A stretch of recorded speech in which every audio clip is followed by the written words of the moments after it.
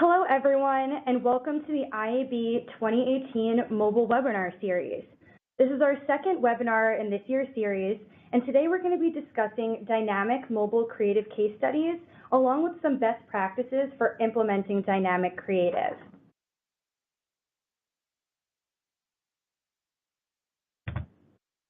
Great. So my name is Amanda Tellini, and I'm the manager at the IAB Mobile Center of Excellence. I'll be your moderator for today's webinar, and I'm really excited about the thought leaders who we have speaking today. I'm going to introduce them one by one before their respective segments. Now, before we get started, I have a few logistics to run through with all of you. The first thing is that we'd love for everybody to ask as many questions or provide as many comments as you have. So to do so, please ask them through the moderator chat. You can find this on the right side of your screen. There's an icon that looks a little bit like a silhouette of a person. All of those questions and comments will come straight to us. So please let us know anything you have. The Q&A segment will be at the end of the webinar, but it would be great if you can write your questions as they come to mind. Additionally, please write your name and your company if you'd like us to address those when we ask those questions at the end. Another thing that we are always getting asked is if the webinars are recorded. We just want to let you know up front that we are recording this webinar.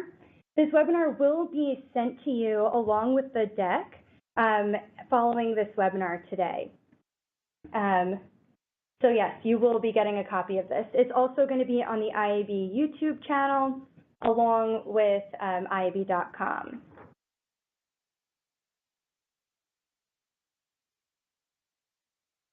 Great, so moving on to our agenda, I'm going to start with a quick 5-minute introduction to the topic dynamic mobile creative, followed by a presentation by Celtra on how to crawl before you run in the space. And then after that, Verve will be presenting on the power of a location-infused creative. After that, we're going to be moving on to the Q&A portion. So now back to our topic for today, dynamic mobile creative. So we're in a time where the digital ecosystem is filled with noise and consumers are actively working to avoid ads. Dynamic mobile creative allows for brands to build and serve customized ads in real time, and these ads are targeted to specific groups based on data. This truly offers a personalized ad experience for the consumer. So compared to programmatic or retargeted ads, dynamic creative can require new infrastructure. You may need more planning up front. You'll need access to data, and it may require larger teams, but the benefits can really outweigh these challenges. Dynamic creative can save time and money by automatically creating custom ads at scale and in real time. Since these ad experiences are tailored for each consumer, they really lend to higher engagement and more performance. In a few moments, we're going to hear from Celtra and Verve, who are succeeding in this space, in particular on mobile platforms. But before we dive in, we're going to take a quick look at how our industry has progressed in dynamic advertising in recent years. So first, in July of 2017, IAB released the final version of the new ad portfolio. This new ad portfolio features flexible-sized ad units where creative design can scale to different screen sizes, and it integrates with responsive website designs. And these formats are an IAB recommendation, and they are aligned with lean principles, so we really hope that many of you are currently using these ad units. If you're not, we hope that you're considering to use them soon. In that follow-up email, I will be sharing links to this so you can take a further look at it. Next, in just this past June of 2018, the IAB released MRead 3.0, which offers updates that improve mobile ad execution. This latest version of MRead enables the ad to measure viewability, audibility, and location data to present users with the best possible experience. And these improved guidelines are a reflection that the industry's commitment to put user experience front and center. And lastly, at the end of last year, the new IAB Dynamic Content Ad Standard was released. And this enables marketers to serve dynamic content ads based on real-time data, such as weather, geography, and even language. So if you follow this ad standard, there are many benefits to the entire ecosystem. First, viewers will be served more relevant ads that are better integrated into the digital experience. Second is that marketers will benefit from this greater effectiveness. And third is that publishers and ad tech companies will see growth from delivering greater value. So in the follow-up email, I'm going to be sure to share these 3 documents with you so you can take a closer look at their specifications. So now today, we're going to share with you some current best practices to leverage dynamic creative on mobile, as well as case studies of how brands have done so successfully. As mentioned, there is a Q&A at the end, so please provide all questions and comments at any time during this webinar. So without further ado, I'm going to introduce Geffen Lambden, who is the SVP of Product at Celtra.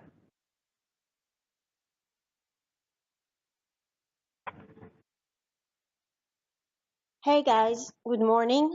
So we'll start with our session of how to crawl before you run.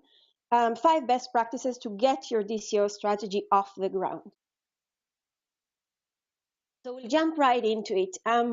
We're gonna start with the first one, which has to do with how you deal with audiences. Audiences are quite elaborated topic and can be done in basic level or much more sophisticated level. What is important to remember when you start with identifying your audiences is that audiences are there for reasons. They have different needs, different desires, different mindsets. They have established different relationship to your brand. So aim to make the creative experience and its message much different for different audiences. And you start where you are. You start with what you have. So let's see what are those kind of things you can start with. Even simple demographics of, like in this example of a male versus female audience could get you a good start. Even with some gender fluidity these days, there's still basic distinction between those two, and based on your brand and your vertical, you could actually make different different experience for both. If you don't have anything else that is more sophisticated than that, this is a great start. When you just look at basic data from simple demographics on retail vertical for that instance, you can see that pretty significant lift in ad engagement is already gained just by applying this very simple practice of distinguishing between demographics. If you can go more sophisticated than that, you can start to recruit micro segments, right? And this is something you do on your own within your marketing data. To borrow from Clay Christensen about jobs to be done, right? There are different products are hired to do different jobs for each one of us in certain circumstances. So learn what are these, learn how you can speak and be relevant to those circumstances. For example, in this particular example, AMPM as an advertiser has obviously a big array of products.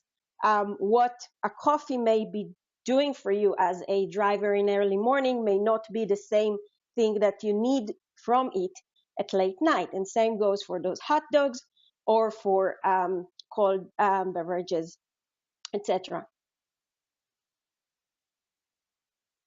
When we look at data around campaigns that include microsegments, personalization, we see that they're significantly performing better than those who are not in this particular vertical of quick service restaurants. And then even further along, and especially for brands who have longer relationship with their audiences. So if you're in tech or if you're in finance, usually they're longer term of acquisition, so longer sales cycle, as well as longer relationship that are lasting with loyalty of clients, and also the ability to cross-sell them on different services.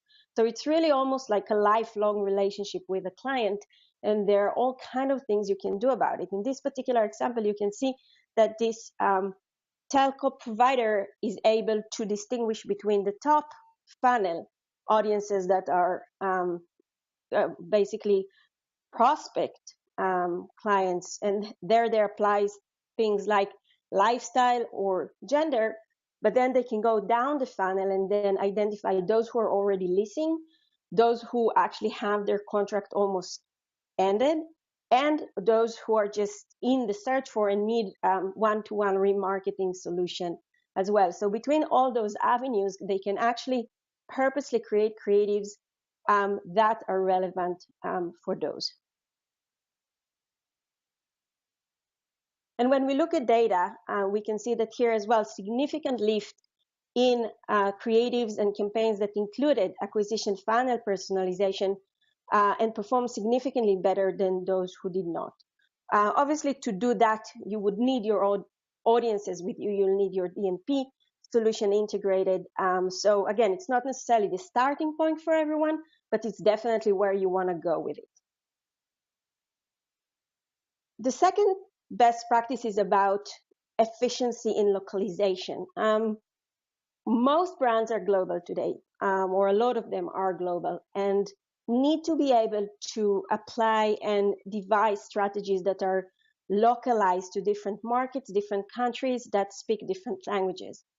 To do that, it's actually very easy today with data-driven solutions that include languages. Not only you can translate quickly any message on the fly, you can even address languages that have completely different paradigms, such as languages that are like this Arabic here that is written from right to left versus left to right, and may need change to the entire layout of the ad to support it. Remember that you can do that, and remember that you can be extremely efficient with how you do that. So just to exercise it a little bit, if you needed, let's say on an average, running 3 different formats in your campaign, probably at least around 5 different sizes that need to address 2 at least device types, and let's say you have 4 languages, usually you have more, you're already ending up with, in the past, 120 individual creative. So what to do about that? So if we look at the combination of the ability to run universal banners that are using responsive design based on what exactly Amanda addressed with the new IAB ad portfolio, and also trigger dynamic creative languages, you only end up with 3 individual creatives that's all you need to run across this entire buy. And then the third one is how you're layering contextual data on top of what you already know about your audience and about their language. So here it's an easy upgrade to really almost like sprinkle more personalization in terms of context. So if we say the right consumer, the right place, the right time, these are those, the right place and the right time. So create the circumstances. So you could use triggers such as time, location, weather, to enrich your creative relevancy even further. In this example, you can see the day of the week and time of the day are playing significant role in this campaign that has to do with how you basically take care of your hair.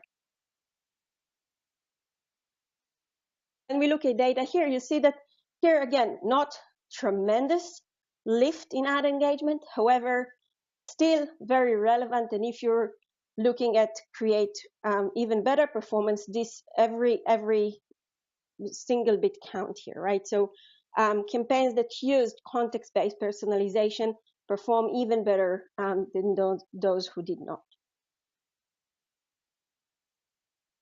The fourth is experiment, and here it's really encouragement of using creative as a lever, understanding really what in your content and the elements of your content are really working and doing the job for you, and understand also what visual and experience elements are working for you.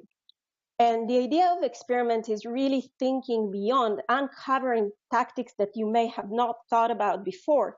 The good news is that you can now do it really easily without even retrafficking the campaign and without the need to shift too many assets around. You can just introduce new tactics, introduce new creative paradigm, and see basically how they work for you. And last but not least is measure and learn. Even the best strategy has a shelf life. So a tactic that works today may not work tomorrow. And you need to learn about your brand's creative fatigue thresholds and how to work with them. This is something you can discover through experiments, you can discover throughout on-the-fly measurement. The good news here is that you can actually do that on the fly. You don't need to wait for the end of the campaign. You don't need to collect data. You're just doing it on the fly and you see the results and you can adjust. So just to quickly recap, start where you are with audiences and then refine. Try to be efficient, especially with localization and languages. Contextual even further to personalize more. Always experiment and don't forget to measure and learn. Thank you.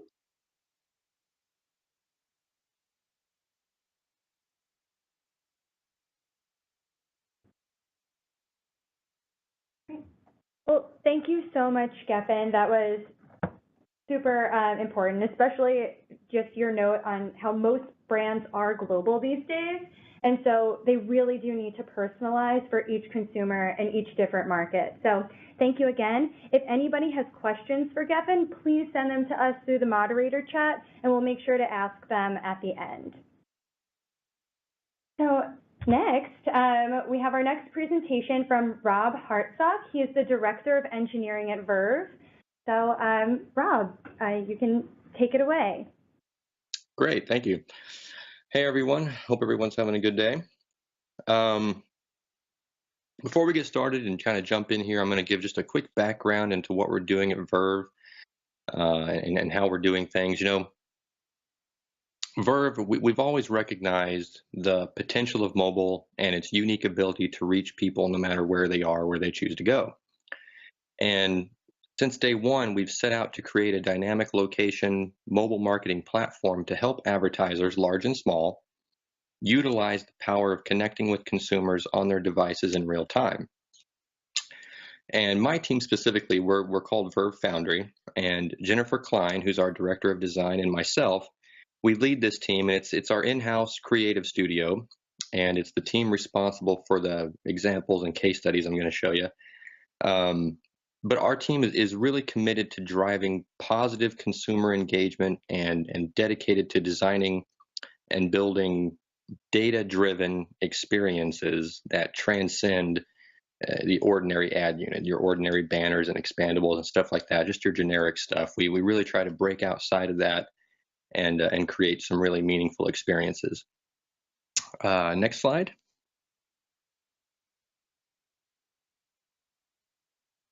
So in this first example, a popular retail chain came to us and wanted to increase foot traffic into their stores, but they wanted to do it in a way that would go beyond just giving the user a map and an address to their closest location.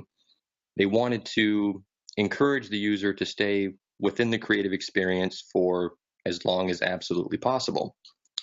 So our team decided to completely redesign our hallmark tap-to-map offering from the ground up and really tear it down to its core functionality, which is dynamic location. And by focusing purely on the user's location, our team built a custom turn-by-turn navigation system where the user could choose their method of travel and remain engaged in the experience without having to leave and open up a third-party app on their device to get directions. So it kept them really engaged and increased that metric, which is really important. And we redesigned how the map behaves when the user selects their store of choice. It makes the whole experience more intuitive, seamless, and smooth, and adds that app-like feel to it, which everyone's really used to seeing within these other mapping devices or mapping apps. Next slide.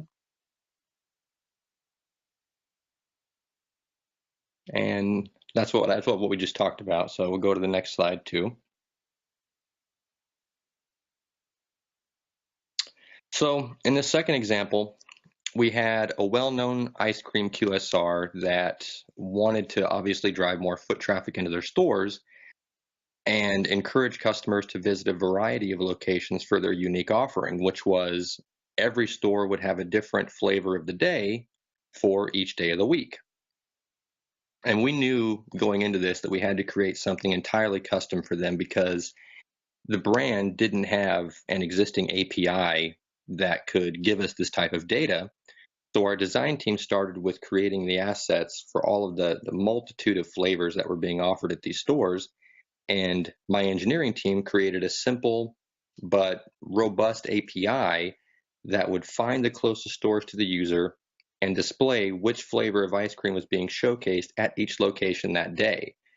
So if the user wanted to, they could have visited every store in their area and enjoyed a different flavor of the day at each location. And next slide. And this is just, again, an example of another flavor that we did. So next slide. And that's what we just talked about. So next slide.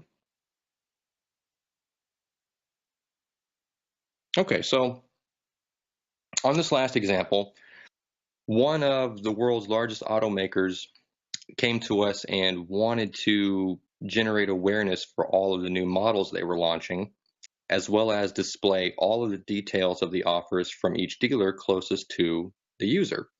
And in total, there was, I think, over 200 dealers, each one of them had different offers and different vehicle options and things like that. So once again, our team was tasked with building a custom API that would pull in all of the relevant dealer information based on that user's current location, and then show them all of the corresponding offers, pricing, assets, different options they could get with the vehicles, things like that. And then, of course, all of the location data for each individual dealer. Next slide. And just another example of this one that we did. Next slide. And next slide. All right, so best practices. So we've been doing this for quite a while at Verve, and we've come up with 5 of the best practices that we follow that have really helped us be successful in this space. And the first one is designing with empathy. You know, understanding people and designing for them infuses each creative with more relevance and meaning for the consumer.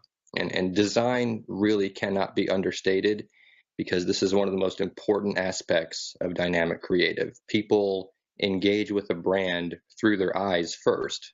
So if you're really building something beautiful for them, that's a really great start. Second best practice for us is designing experiences, not ads. So if there's one word you'll never hear anyone from my team say, it's ad, because we design experiences. Reaching the individual on the other side of the screen, it's not about just delivering advertising messages. It's about creating meaningful, memorable, and magical moments for them, really connecting with them in that moment at that right time, and you can really build something great from that. The third one is data, right? Everyone knows this. Data, it matters, it's powerful. It doesn't matter if it's location, behavioral, demographic, all of that. It all comes together to build a picture of the individual that you're trying to reach. And more importantly, though, it's the intersection of data and creative, because together they allow you to deliver the most relevant experience possible at the right moment. And the fourth one, understanding your audience. So, it's no secret that not all brands and consumers are created equal. Brands have very specific objectives they're trying to reach, and consumers interact with creative in different ways for different reasons. So you should design with this in mind to ensure that you're delivering the creative experience that best conveys the brand's message in the formats that provide meaning and relevance to the consumer. And then the last one, knowing your platform. So it doesn't matter if it's swiping or tapping, pinching, zooming, shaking. The ways we interact with mobile devices, couldn't be more different than the way you interact with a desktop, your laptop. Your goal should always be to have consumers interact with your creative in a way that feels natural to the mobile device, intuitive, and at the end of the day, really unobtrusive. Next slide. And that's it. Thank you guys so much.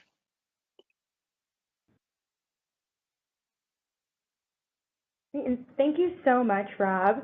That was so great, and just everything you said about creating experiences and not ads. We do know that people are avoiding ads. It's not what they want. They are looking for that personalized experience that fits in with their lifestyle, so that's super important. And also, just knowing your platform is super important, and that kind of leads into my next point is I really did just want to bring up the IAB new ad portfolio again. I know I mentioned it earlier, but it does create flexible cross-screen and lean ads that will automatically size your ads pending whatever platform you're on. So, so it is super important. We've noticed at the IAB that there has been a little bit of slow adoption to using this new ad portfolio. It may be because of some of the challenges I mentioned earlier about resources or something like that, but it is something that everybody should really consider.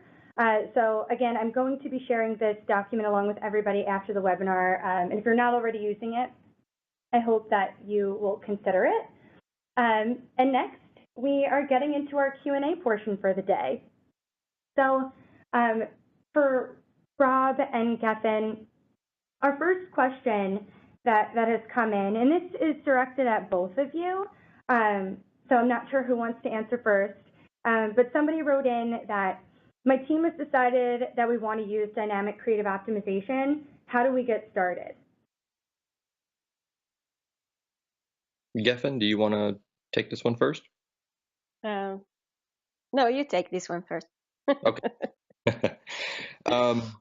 Yeah, so from an engineering perspective, dynamic creative optimization really goes a step further than just populating creative with personalized data. It displays the most relevant visual components to the user and context, optimizing both the creative and the content. The objective really is to increase performance through CTR, conversion rates, sales, etc. But the best DCOs use machine learning. But really, I think the three most important areas of optimization are going to be prioritizing, high-performing audience segments, compositing those segments together for better reach, and picking the best creatives to pair with each of those individual segments.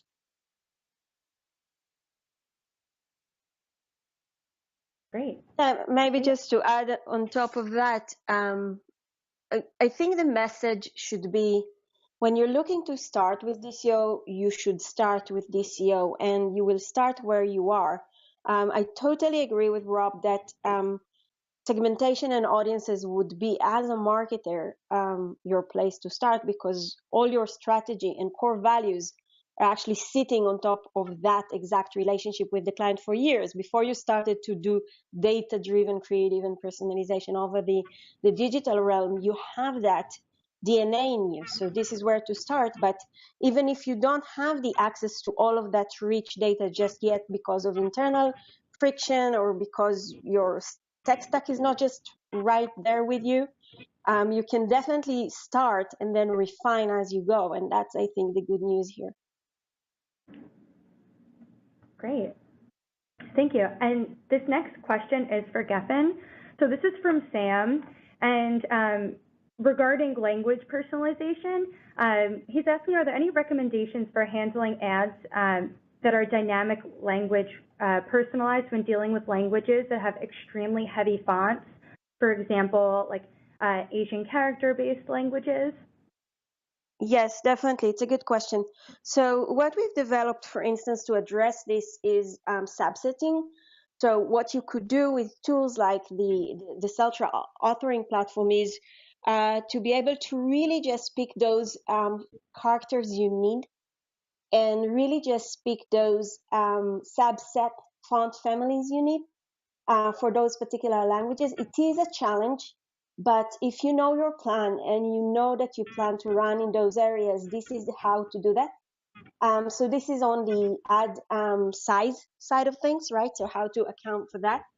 And then the other thing is how to lay out for those fonts. And here again, the good news is that you can actually really flexibly define countries, define regions, and define particular language detection, and then completely change the layout you dedicate for those languages versus languages that are just single character, left to right, kind of classic European and Latin languages. Great. Thank you so much. And then Sam also has a question for Rob. He says, regarding data, have the recent changes in the EU regarding GDPR affected the way that Verve is able to design the creative experiences? Yeah, I mean it has. I mean privacy should always be, one of the hallmarks that you're trying to navigate around. I mean you don't want to, obviously you don't want to piss off the consumer because that's not going to be a good idea. So I think GDPR is not only changing it in the near term or right now, but as we move forward and as places like California with their recent privacy discussions they've been having, it's really going to change, I think, the landscape of this whole thing. So it definitely has had an effect on the way that we do things. But at the end of the day, Verve has always had the privacy of our users in mind. So it's not too different the way we do things now than the way we've always done them. But I think as privacy becomes more and more of a focus in our society, I think it's going to change how everybody does things. That's great. Thank you. So our next question comes from Caleb, and he mentions, when it comes to mobile creative, what should happen first? Building tactical media recommendations or creative development? One of his biggest challenges has been navigating that dynamic while still delivering campaigns in a timely fashion. So they'd love insight on best practices to solve this issue. I think that's a great question, and oftentimes it's like the $1 million one, right? How not only you devise those parallel strategies of your creative and message strategies or experiences, like Rob is calling it, which I completely agree with, and also how you combine that with your media plan and your targeting plan over there.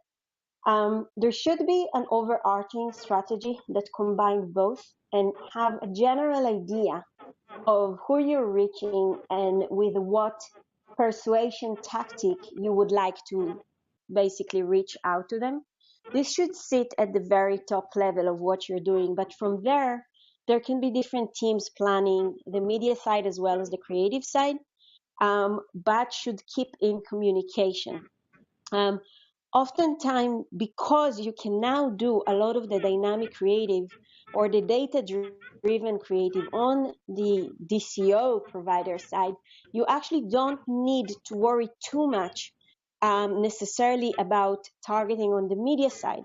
I'm being careful saying that because it really depends on what is your media tactic. If you look to exclude certain groups on the media buy, then you absolutely need to do it on the media side. However, if you can buy general population, for instance, on your media plan, and then take care of the entire targeting on the creative side because you know you have something to say to anyone that you meet, then it is centralizing a bit more that strategy into one place and let you work more easily with your creative assets.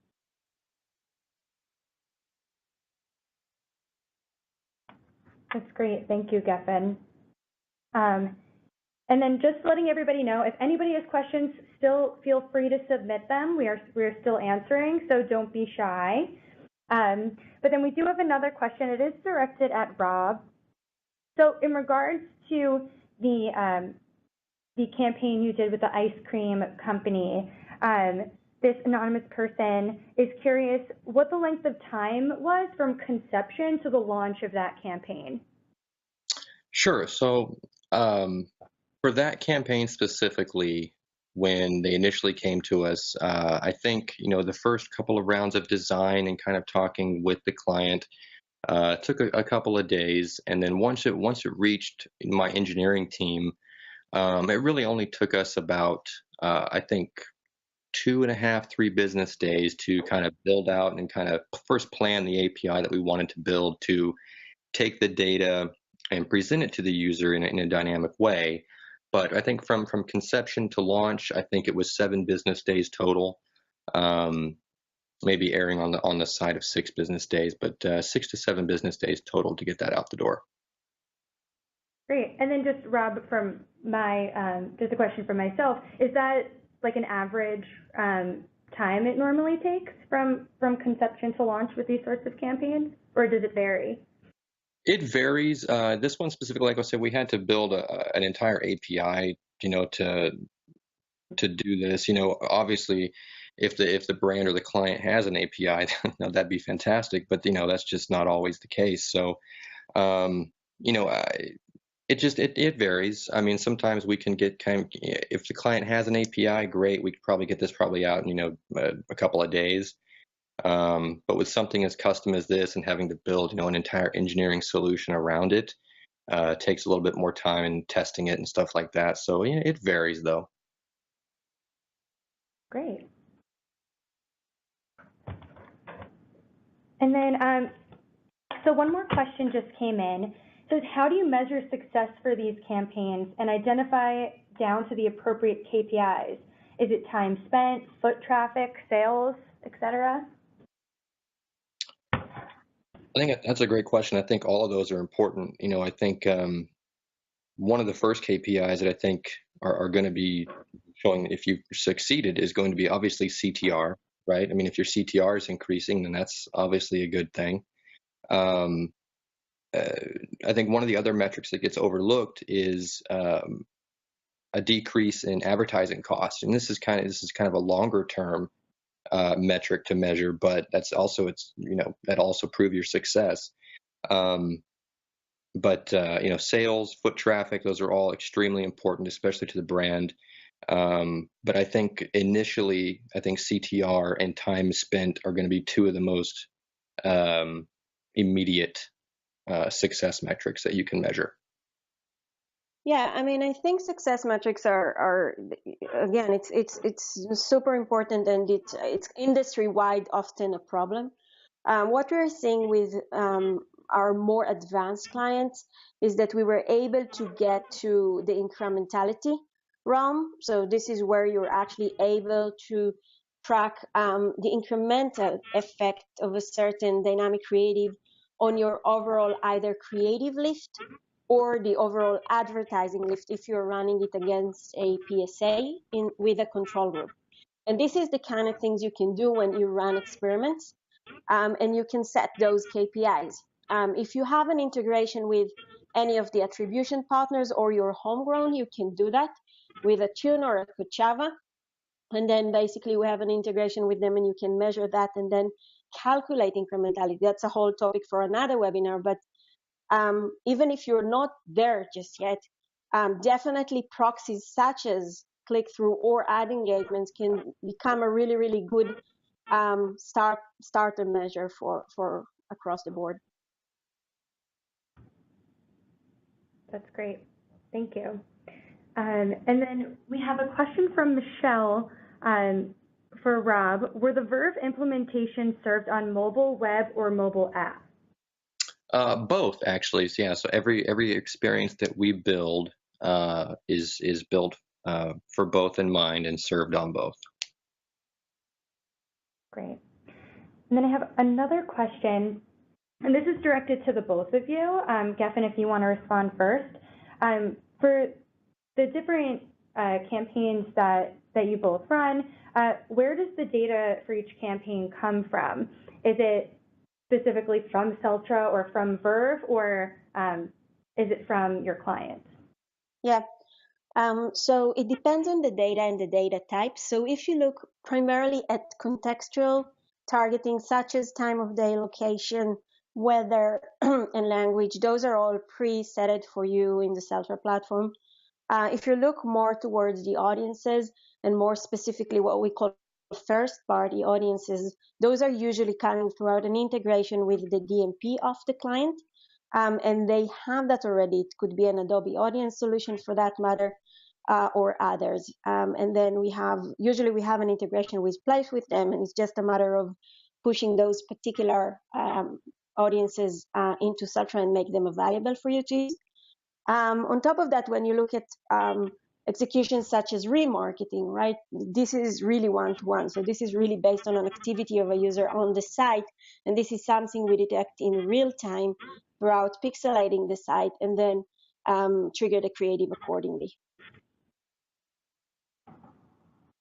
Yeah, and I just totally agree with what Kevin said. And for Verve, the location data obviously is that's our data that's coming from us, and I think it's going to depend really on the creative that we're being tasked with building, on where we're getting the data needed to make that creative dynamic in the way that the brand wants it. So it's going to really depend for us on where we're getting everything. But then for audience segments and things that are very first party. So the integrations will depend, but for us, the most important is the location, because we really focus on that, and that's kind of our bread and butter, and that's where we build all of our dynamic creatives starting point. So all of that data is coming directly from Verve. Great. And I think that does end our questions that we have. So I just want to thank you so much again, Kevin and Rob. Your presentations have given so much insight on how to execute dynamic mobile creative and how it can really drive better performance. Thank you to everybody who joined us today. And again, this webinar will be available on IAB's YouTube channel, iab.com, and we are going to send this to you when we're finished here today. And just lastly, we are having our last webinar of the year on November 8th. It's going to focus on the power of in-app advertising. So we hope to see you all there as well. So we ended a little bit early, so you have a little bit more free time for today. But thank you, everyone. If you have any questions, on the screen is my email address. It's just amanda@iab.com. So feel free to send me any questions, and I can send that over to Geffen and Rob, and we can have your questions answered.